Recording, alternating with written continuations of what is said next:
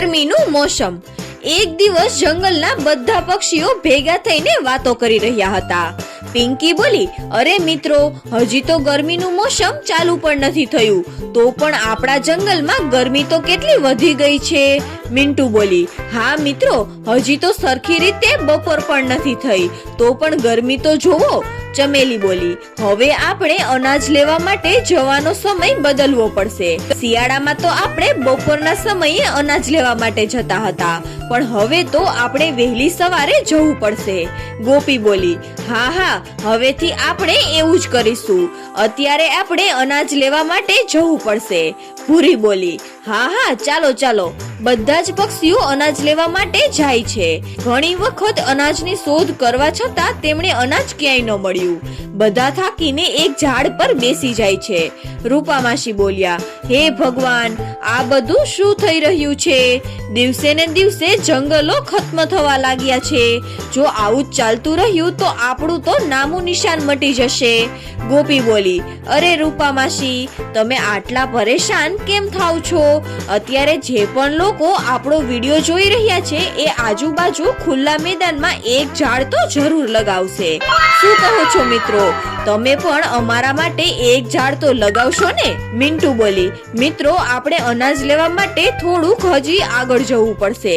ચમેલી બોલી, અરે મિન્ટુ, થોડુંક હજી આગળ ચાલ્યા તો ત્યાં તો માણસોનો રહેવાસ વિસ્તાર આવી જશે। રૂપા માસી બોલ્યા, અરે ચમેલી, આપણે મિન્ટુની વાત માનવી જોઈએ, શું ખબર થોડુંક આગળ ચાલતા જ આપણને અનાજ મળી જાય। ચમેલી બોલી, ચાલો તો પછી આપણે બધા જઈએ। અને પક્ષીઓ અનાજની શોધમાં ફરીથી નીકળી પડે છે। થોડુંક આગળ ચાલતા જ તે માણસોના વિસ્તારમાં પહોંચી જાય છે। ગોપી બોલી, અરે રૂપા માસી, પેલું જો બારીની બહાર છે તે શું છે? રૂપા માસી બોલ્યા, તેને કુલર કહેવાય છે, કુલર। ગોપી બોલી, કુલર? એ શું હોય છે રૂપા માસી? રૂપા માસી બોલ્યા, કુલર એ ગરમીના મોસમમાં ઘરને ઠંડુ રાખવાનું કામ કરે છે। ચમેલી બોલી, અરે વાહ, આ કુલર તો ખૂબ જ સરસ વસ્તુ છે, આ માણસો તો ખૂબ જ આગળ નીકળી ગયા છે। ચમેલી બોલી, કાશ આપણે પણ આપણા ઘરમાં કુલર લગાવી શકત। રૂખી બોલી, તારી પાસે તો પોતાનું ઘર જ નથી, તો તું કઈ રીતે કુલર લગાડીશ? ચમેલી બોલી, એની ચિંતા તું ન કર, હું મારું જોઈ લઈશ। રૂખી બોલી, હા, અમે પણ જોઈએ છીએ કે તું કઈ રીતે કુલર લગાડસ। મિન્ટુ બોલી, અરે, તમે આ શું કરો છો? ઝઘડો કરવાનું બંધ કરો, તમે બંને પછી ઝઘડી લેજો। આપણે અહીંયા જે કામ માટે આવ્યા છીએ એ પહેલા પૂરું કરી લઈએ। પિંકી બોલી, ત્યાં જુઓ મિત્રો, એ ઘરની બાજુમાં ઘણું બધું અનાજ દેખાઈ રહ્યું છે, અત્યારે આપણે પેટ ભરીને અહીંયા અનાજને ખાઈ લઈએ અને પછી કેટલુંક અનાજ લઈને ઘરે જઈશું। મિન્ટુ બોલી, ચાલો, પછી બધા પક્ષીઓ અનાજને ખાવા લાગે છે। મિન્ટુ બોલી, ચાલો હવે આજનું તો થઈ ગયું છે, કાલનું કાલે જોઈશું। પછી બધા પોતપોતા માટે અનાજ લઈને જંગલમાં પાછા આવી જાય છે। પછી રાત થઈ જાય છે અને મિન્ટુ તેમના પતિ જગુને કહે છે કે જગુ, અમે આજે અનાજ લેવા માટે માણસોના વિસ્તારમાં ગયા હતા, ત્યાં એક ઘરની બારીની બહાર કુલર લગાવેલું હતું। કુલર એ ગરમીના મોસમમાં ઘરને ઠંડુ રાખવાનું કામ કરે છે। જગુ બોલ્યો, અરે મિન્ટુ, મને તો કુલર વિશે બધું જ ખબર છે, કુલર બધા પાસે હોય છે, પણ તેમની આગળ હજુ એક વસ્તુ હોય છે જેને એસી કહેવાય છે। એસીની મદદથી ગરમીના મોસમમાં પણ તમે ઘરને 24 કલાક ઠંડુ રાખી શકો છો, પણ એમાં ખૂબ જ વીજળીનો વપરાશ થાય છે, એટલા માટે બધા લોકો પોતાના ઘરમાં એસી નથી લગાડતા। મિન્ટુ બોલી, જગુ, તમને આ બધું કેવી રીતે ખબર પડી? જગુ બોલ્યો, મને આ બધું મારા મિત્રએ કહ્યું છે, જે માણસોના વિસ્તારમાં રહે છે। મિન્ટુ બોલી, કાશ આપણે પણ આપણા ઘરની બારીની બહાર કુલર લગાવી શકત। જગ્ગુ બોલ્યો, રાત ખૂબ જ થઈ ગઈ છે મિન્ટુ, હવે કાલે વાત કરીશું આના પર, હવે આપણે સૂઈ જવું જોઈએ। મિન્ટુ અને જગ્ગુ સૂઈ જાય છે। બીજી બાજુ ચમેલીનો પતિ ચમેલીને કહે છે કે તું શું વિચારે છે ચમેલી? જ્યારથી તું અનાજ લઈને ઘરે પાછી આવી છો ત્યારથી તું ખૂબ જ ગુસ્સેમાં લાગે છે। ચમેલી બોલી, ગુસ્સો ન કરું તો બીજું શું કરું? આજે રૂખીએ બધા લોકોની સામે મારો મજાક બનાવ્યો, ચમેલીના પતિએ કહ્યું કે મને પહેલેથી બધી જ વાત કે. ચમેલી એ બધી વાત તેમના પતિને કહી દે છે. પછી ચમેલીનો પતિ બોલ્યો, અચ્છા તો આ વાત છે, આ રૂખી ભાભીએ બરાબર નથી કર્યું. ચમેલીનો પતિ બોલ્યો, હવે આપણે સૂઈ જવું જોઈએ, રાત ખૂબ જ થઈ ગઈ છે. પછી ચમેલી અને તેમનો પતિ પણ સૂઈ જાય છે. બીજી સવારે ચમેલીનો પતિ એ ચમેલીના જાગ્યા પહેલા જ ઘરની બહાર ચાલ્યો જાય છે.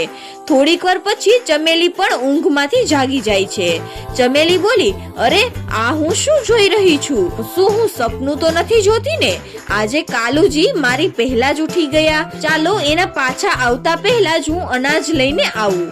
પછી ચમેલી પણ અનાજની શોધમાં નીકળી જાય છે અને બપોર થતા ચમેલી અનાજ લઈને ઘરે પાછી આવી જાય છે અને કાલુ પણ ઘરે આવી ગયો હતો. ચમેલી બોલી, કાલુજી તમે ક્યાં ચાલ્યા ગયા હતા?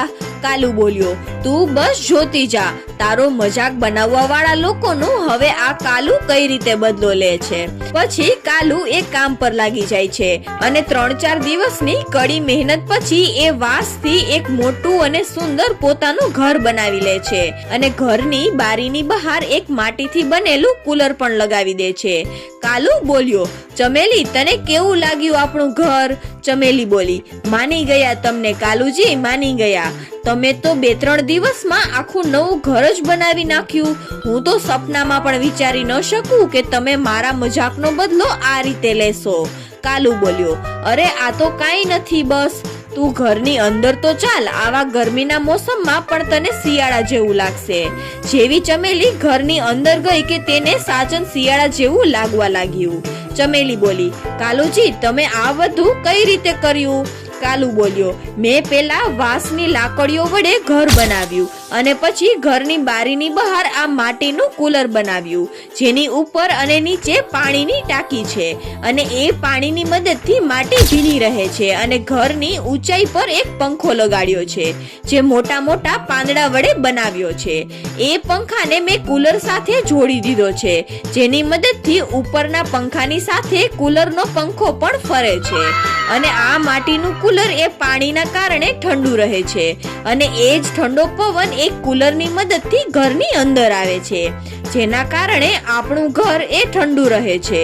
સમજાયું? ચમેલી બોલી, અરે વાહ કાલુજી, તમે આ બધું કહી રહ્યા છો એ કરવામાં તો ખૂબ જ મુશ્કેલ છે. તમે તો કમાલ જ કરી નાખ્યું છે. અને જોત જોતામાં ચમેલી અને કાલુના ઘરની વાત આખા જંગલમાં ફેલાઈ જાય છે. દૂર દૂરથી બધા પક્ષીઓ આવીને કાલુના ઘરને જોવા લાગ્યા અને ઘરે જઈને તેમના જેવું જ કુલર બનાવવાનો પ્રયત્ન કરવા લાગ્યા, પણ એ બધા તે કુલર બનાવી ન શક્યા. રૂપા માસી બોલ્યા, ગોપી આ કાલુ તો છુપો રુસ્તમ નીકળ્યો. મને નહોતું લાગ્યું કે એને આટલો મગજ પણ છે. કાશ આપણા ઘરની બહાર પણ એવું જ કુલર હોત. ગોપી બોલી, હા રૂપા માસી, પણ આપણે કંઈ જ નથી કરી શકતા. એવું કુલર તો ફક્ત કાલુ જ બનાવી શકે છે. બીજી બાજુ રૂખી પણ તેમના પતિને કહી રહી હતી કે તમે પણ કંઈક કરો અને આપણે પણ એવું જ કુલર ઘરની બહાર લગાડવું છે. રૂખીનો પતિ બોલ્યો, જો એ દિવસે તે ચમેલીનો મજાક ન બનાવ્યો હોત તો આ બધું થાત જ નહીં. એવું કુલર તો ફક્ત કાલુ જ બનાવી શકે છે. હવે હું કેવી રીતે તેમની પાસે મદદ માંગુ? રૂખી બોલી, કાલે સવાર થતા જ આપણે બંને ચમેલીના ઘરે જઈશું. હું તેમની પાસે માફી માંગી લઈશ અને તમે કાલુની મદદથી આપણા ઘરે પણ એવું કુલર લગાડી દેજો. સવાર થઈ જાય છે. રૂખી અને તેમનો પતિ એ કાલુના ઘરે પહોંચે છે. રૂખીએ ચમેલી પાસે માફી માંગી અને ચમેલી એ દિવસ માટે તેમને માફ કરી દે છે. પછી રૂખીનો પતિ બોલ્યો, કાલુ તું એક આવું જ કુલર મારા ઘરની બહાર પણ લગાડી શકે છે?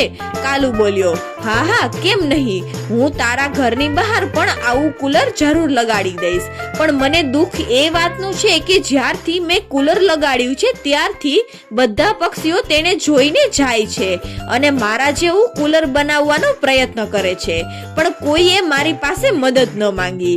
રૂખીનો પતિ બોલ્યો, હા કાલુ તું બરાબર કહે છે, આ દુનિયા આવી જ છે. અને પછી કાલુ એ અનાજના બદલામાં બધા પક્ષીઓના ઘરે જઈને કુલર લગાડી દે છે. તો બાળ મિત્રો, આ વાર્તા પરથી શીખવા મળે છે કે આપણે પણ હંમેશા એકબીજાની મદદ કરવી જોઈએ.